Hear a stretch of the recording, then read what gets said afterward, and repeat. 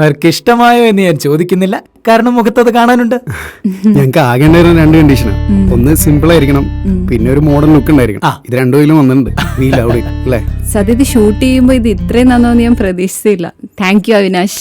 No, എൻ്റെ മാത്രം photo ഉണ്ടല്ലോ നന്നായത്. നിങ്ങൾ രണ്ടുപേരും നന്നായിട്ട് ചെയ്തു. സോ അതും കൂടി കൊണ്ടാണ്. Thank you guys.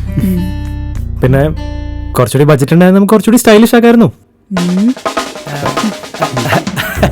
അത് ഈ ക്രിയേറ്റീവ് ആളുകൾ സ്ഥിരം ഡയലോഗാ. കുറച്ചുകൂടി ബഡ്ജറ്റ് ഉണ്ടായിരുന്നെങ്കിൽ സ്റ്റൈലിഷ് ആക്കാമായിരുന്നു, താജ്മഹൽ പണിയായിരുന്നു എന്നൊക്കെ. അവർക്ക് ഇത് മതി അവിനാശേ, അവർക്ക് സിമ്പിളാണ് ആവശ്യം. അതുകൊണ്ടല്ലേ ബഡ്ജറ്റ് കുറച്ചത്. ബഡ്ജറ്റ് ഹെവി ആണെങ്കിലും സിമ്പിൾ ആണെങ്കിലും കൃത്യമായും പുതുമയോടും കൂടി വർക്ക് കൊടുക്കുക എന്നുള്ളത് എനിക്ക് നിർബന്ധമാണ്. അവിനാശിനെ പോലുള്ള നല്ല കലാകാരന്മാര് എന്റെ കൂടെ ഉള്ളതും ഒരു ഭാഗ്യമാണെന്ന് കൂട്ടിക്കോ. അവിനാശൻ സിനിമയിൽ ട്രൈ ചെയ്തൂടെ? അതിന് സിനിമയല്ലല്ലോ സാറിന്റെ താല്പര്യം, ആഡ് ഫിലിംസ് അല്ലേ? അതും സിനിമ തന്നെയാണ് വിനോദേട്ടാ. അതെ, എങ്കിലും ഈ വലിയ സ്ക്രീനിൽ കാണുന്ന ഫീച്ചർ ഫിലിംസ് പോലെ വരില്ലല്ലോ ഈ ആഡ് ഫിലിംസ്. എനിക്ക് ചെറിയ സിനിമ മതി, സ്വസ്ഥം, സമാധാനം. ഇതാണ് അവിനാശ്, വല്ലാത്തൊരു സെൻസ്, പക്ഷെ സിമ്പിളുമാണ്. വിനോദേട്ടാ മതി, ഇനി മറക്കേണ്ട തീരെ. ഞങ്ങളെന്നാ ഇറങ്ങട്ടെ വിനോദേട്ടാ. വിനോദേട്ടാ നിങ്ങൾ പിന്നെ അവിടെ കാണുമല്ലോ, അടിപൊളിയാകും കേട്ടോ. തീർച്ചയായും, നിങ്ങൾ ധൈര്യമായിട്ട് പൊക്കോളൂ. നിങ്ങളുടെ പ്രതീക്ഷ ഞങ്ങൾ തെറ്റിക്കില്ല. അപ്പൊ ശരി, അപ്പൊ ഓക്കെ വിനോദേട്ടാ. ശരി.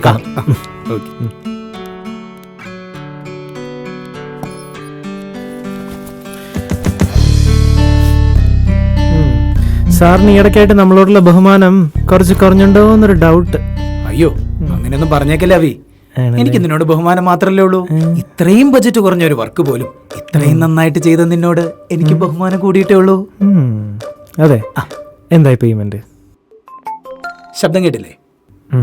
അതാണ് പേയ്മെന്റ്. നോക്കിക്കോ, ഇത് കുറച്ച് കൂടുതലുണ്ടല്ലോ. ഉണ്ട്, അടുത്ത വർക്കിന്റെ അഡ്വാൻസ് ഇവിടെ ഉണ്ട്. അതിന്റെ മീറ്റിംഗ് ആണല്ലോ ഇന്ന് വൈകുന്നേരം. ഇന്ന് വൈകുന്നേരം എന്ത് മീറ്റിംഗ്? എടാ, നീ രാവിലെ വന്നപ്പോ ഞാൻ പറഞ്ഞില്ലേ ഇന്ന് വൈകുന്നേരം ഒരു ക്ലൈം മീറ്റിംഗ് ഉണ്ടെന്ന്. അപ്പൊ തന്നെ പറ്റില്ലെന്ന് പറഞ്ഞായിരുന്നല്ലോ. അങ്ങനെ നീ പറഞ്ഞാലും വൈകുന്നേരം നീ സമ്മതിക്കുമല്ലോ. പറ്റില്ല വിനോദേട്ടാ, ഇന്ന് അത്യാവശ്യമായിട്ട് ഒരാളെ വൈകുന്നേരം മീറ്റ് ചെയ്യാൻ പോകാനുള്ളതാ. എടാ, വർക്ക് വിട്ടോണ്ട് എന്തോന്ന് മീറ്റിംഗ്? ഇത് അതിൽ അത്യാവശ്യമുള്ള മീറ്റിംഗാ, ലൈഫിന്റെ കാര്യ. നിനക്ക് നല്ല ടെൻഷൻ ഉണ്ടല്ലോ. എന്താന്ന് ഞാൻ ചോദിക്കുന്നില്ല, മീറ്റിംഗിന്റെ കാര്യം ഞാൻ നോക്കിക്കോളാം. ഓക്കെ, നീ ചെല്ല. ക്രൗഡിന്റെ ഇടയിലൂടെ നടന്നു വരുന്ന സെലിബ്രിറ്റി റിബൺ കട്ട് ചെയ്ത് തീരുന്നതും ചെണ്ടമേളം വിത്ത് DJ. എന്തൊരു മൂടായിരിക്കും അറിയോ? ആർക്ക്? അല്ല സാർ, ഈ താലപ്പൊലിയായിട്ട് നിൽക്കുന്ന എയർ ഹോസ്റ്റസ് പെണ്ണ് എന്താണ് മനോജ് അത്? ഡിഫറൻറ്റ് സ്റ്റൈൽ ഇന്നോഗ്രൽ ഫംഗ്ഷൻ വേണമെന്ന് പറഞ്ഞിട്ട് ഇതൊക്കെയാണ് കഴിഞ്ഞ ആഴ്ച ഉണ്ടാക്കിയത്. സാധാരണ രീതി വേണ്ടെന്നല്ല ക്ലയന്റ് പറഞ്ഞ. പിന്നെ എന്നും പറയുന്ന ബഡ്ജറ്റിന്റെ പ്രശ്നമില്ല. ഒരു നല്ല ഐഡിയ എങ്കിലും ഡിസപ്പോയിന്റിങ് യാർ. സർ ഞാനൊരു കോൺസെപ്റ്റ് പ്രിപ്പയർ ചെയ്തിട്ടുണ്ട്. താനാരാ? സർ ഞാൻ മീനാക്ഷി. പുതിയ കുട്ടിയാണ് സാർ, 1 വർഷമായിട്ടുള്ളൂ. സാർ ഇവിടെ okay, make it fast. Sir, നമ്മുടെ ക്ലയന്റിന്റെ ഏറ്റവും ലേറ്റസ്റ്റ് വെഞ്ചറാണ് ഈ ഹോട്ടൽ ചെയിൻ. അതിലത്തെ ആദ്യത്തെ ഹോട്ടലാണ് ഇത്. എന്നാൽ അവർക്ക് കേരളത്തിന് പുറത്തും ഇതുപോലത്തെ ഹോട്ടൽ സ്റ്റാർട്ട് ചെയ്യാൻ പ്ലാൻ ഉണ്ടെന്ന് നമുക്കറിയാം. So definitely they want to establish their brand name. For that, why don't we do a grand contest?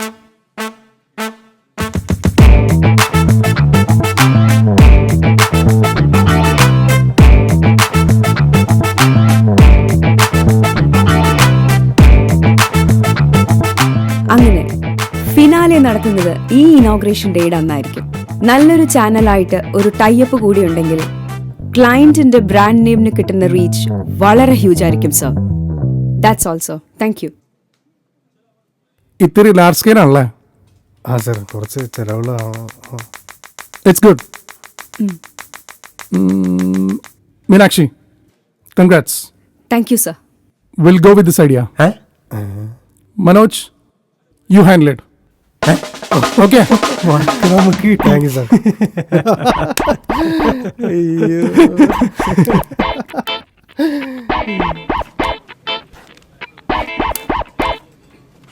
ഓ, മനസ്സിലായി. ഇനി ഞാനൊരു കാര്യം അങ്ങോട്ട് പറഞ്ഞാ മാഷ് കേക്കോ? ആരോടും പറയരുത്. പിന്നെ പറയാതിരുന്ന മാഷിന് കൊള്ളാം. അതെ, അവള് നിങ്ങളെ വിളിക്കണതേ ഈ കമ്പനിയുടെ വർക്ക് റിലേറ്റഡ് ആയിട്ടുള്ള കാര്യങ്ങൾക്ക് വേണ്ടിയിട്ടാ. അപ്പോ നിങ്ങൾക്ക് സൗകര്യം ഉണ്ടെങ്കിൽ മാത്രം ആ വർക്ക് അവൾക്ക് കൊടുത്താൽ മതി. അതിന്റെ ഇടയിൽ ഞാൻ പറഞ്ഞു ഞാനങ്ങനെ അറിഞ്ഞാണ്ടല്ലോ തന്റെ ഓഫീസിൽ കയറി വന്ന് ഇടിക്കും ഞാൻ. മനസ്സിലായോടോ? ആ ശരി, എന്നാ വെക്കട്ടെ. ബൈ.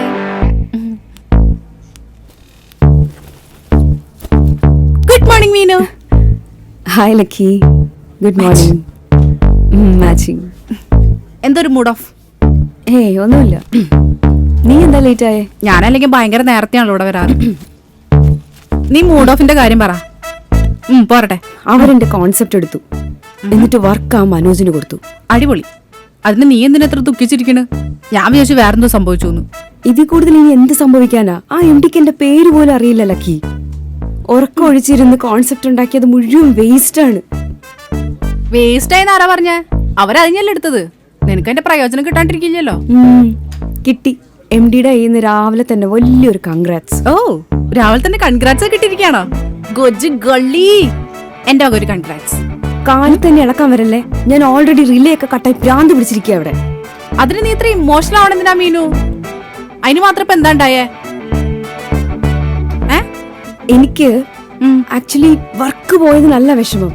അത് കഴിഞ്ഞിട്ട് മങ്കി മനോജ് എന്നെ നോക്കി കളിയാക്കി, ഞാൻ പറഞ്ഞിട്ട്. നീ കാണുമായിരുന്നു അത്. നിന്റെ ഐഡിയ കൊണ്ട് വർക്ക് കിട്ടിയ അവൻ നിന്നെ കളിയാക്കിയില്ലേ? അപ്പൊ നിന്നെ ഞാൻ ആശ്വസിപ്പിച്ചിട്ട് യാതൊരു കാര്യമില്ല. എന്റെ പണി വിടിയല്ല. ബാ നടക്കുക. മനോജേട്ടാ, എന്താടാ? ചേട്ടന്റെ കഴിവും എന്റെ ബുദ്ധി ഉണ്ടെങ്കിൽ ഉണ്ടല്ലോ നമ്മളീ വർക്ക് പൊളിക്കും. പിന്നെ അല്ലാതെ തകർക്കും, ക്ലയന്റ് ഞെട്ടും. നീ നോക്കിക്കോ. അതെ. ആ ശേ, എന്നാലും അതല്ല ചേട്ടാ, ഇത്രയും ബുദ്ധി എനിക്ക് ഉണ്ടായിട്ടുണ്ടല്ലോ. ആ വർക്കിന്റെ ക്രെഡിറ്റ് ആ പെണ്ണുണ്ട്. എനിക്ക് അതിലാണ് വിഷമം. വിഷമിക്കേണ്ട കാര്യമൊന്നുമില്ല. ഈ കോടതിയിൽ കേസ് നടക്കുമ്പോണ്ടല്ലോ, ഈ സീനിയർ വക്കീൽമാര് അവരുടെ ജൂനിയേഴ്സിന്റെ ഐഡിയ എടുത്ത് ബാധിക്കാറുണ്ട്. അതുപോലെ കണ്ടാൽ മതി. അതെ. പിന്നല്ലാതെ അയ്യോ, ആ കൊറിയക്കാരി പെണ്ണുണ്ടേ.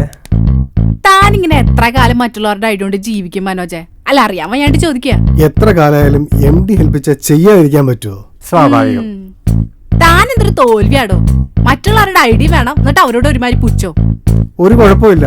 ഞങ്ങളൊക്കെ ജൂനിയേഴ്സ് ആകുന്ന സമയത്ത് സീനിയേഴ്സ് ഞങ്ങൾ ഐഡിയ എടുത്ത് വർക്ക് പിടിക്കാറുണ്ട്. അവർക്കും ഞങ്ങളോട് ഇതേ പുച്ഛം തന്നെയായിരുന്നു. ജീവിതത്തിൽ അങ്ങനെ പലരും പലതും ചെയ്തിട്ടുണ്ടാവും. എല്ലാവരുടെയും മോശം കാര്യങ്ങളല്ല ഫോളോ ചെയ്യാ. കുറച്ചൊക്കെ നല്ല കാര്യങ്ങൾ ഫോളോ ചെയ്യാൻ പഠിക്കും. എന്നാലേ നല്ലൊരു മനുഷ്യനാവാൻ പറ്റുള്ളൂ. മനസ്സിലായ? അയ്യോ ലച്ചു, ആ പോയിന്റ് എനിക്ക് ഇഷ്ടപ്പെട്ടു. ഇങ്ങനെ കാര്യങ്ങൾ മനസ്സിലാക്കാനും അംഗീകരിക്കാനും കഴിവുള്ള സുന്ദരനും സുമുഖനും സുശീലനുമായ ചെറുപ്പക്കാരൻ കൂട്ടുകാരനായി തനിക്കുള്ളപ്പോ താൻ എന്താടോ മനോജ് ഇങ്ങനെ ആയിപ്പോയി? ഞാനാ? ബട്ടുവായി. അയ്യോ ലച്ചു, ഞാൻ ഇടയ്ക്കിടയ്ക്ക് മനോജന്റെ കാര്യങ്ങൾ പറഞ്ഞ് മനസ്സിലാക്കാൻ ശ്രമിക്കാറുണ്ട്. പക്ഷെ ഈ സാധനത്തിന് മനസ്സിലാവണ്ടേ എന്ത് മോശം സ്വഭാവം അറിയൂ. വൃത്തിയേട്ടവനെ, നീ പെണ്ണുങ്ങളെ കണ്ടപ്പോ ആ ടീമായല്ലേ? കണ്ട അയാളുടെ ജെൻഡർ ഡിസ്ക്രിമിനേഷൻ കണ്ട. ഡോ, താൻ ആദ്യം ഉണ്ടല്ലേ ഈ ആൺപെൺ വിവേചനം നിർത്ത്. എന്നിട്ട് എന്നെ പോലെ ഹ്യൂമാനിറ്റിയിൽ വിശ്വസിക്കുക. അല്ലേ ലച്ചു? അല്ലേ മീനു? മനോജെ, താ ഒരു കാര്യം ചെയ്യ്. ഈ വർക്ക് താൻ കൊണ്ടുപോയി ചെയ്തോ. മീനു നീ വർക്ക് വേണ്ട. മനസ്സിലായ? പക്ഷെ താനൊരു താങ്ക്സ് പോലുള്ളോട് പറഞ്ഞില്ല കേട്ടോ. അത് മോശമായി പോയി. അയ്യേ, എന്ത് ശോകം സാധനോട് താനൊക്കെ. ഛേ, ഈ സമയത്ത് ഞാനൊക്കെ ആണെങ്കിലല്ല മിനിമം 5-6 താങ്ക്സ് എങ്കിലും പറഞ്ഞ് ഇവർക്കൊക്കെ ഓരോ ട്രീറ്റും മേടിച്ചു കൊടുത്തേനെ. താങ്ക്സ് മീനു. വേണമെങ്കിൽ ഒരു ട്രീറ്റ് ഞാൻ മേടിച്ചു തരാട്ടോ. കുറെ നേരമായാലും നീ എനിക്ക് ചൊറിയാൻ നിൽക്കുന്നു.